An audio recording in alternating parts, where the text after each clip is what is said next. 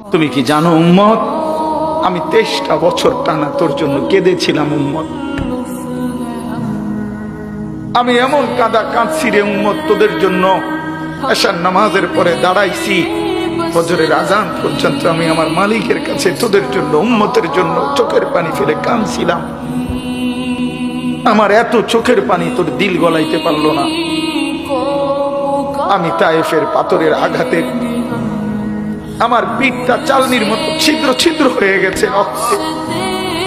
আমি বুকে পেটে 2টা পাথর বাঁধছি ক্ষুধার কষ্টে। আমি উহুদের দান শহীদ করা রক্তে উহুদের ময়দানে পড়েছিলাম বেহুশ হয়ে। আমার ঘরের চুলায় 3 মাস রান্নার জন্য কোনোদিন চুলায় আগুন জ্বলে নাই।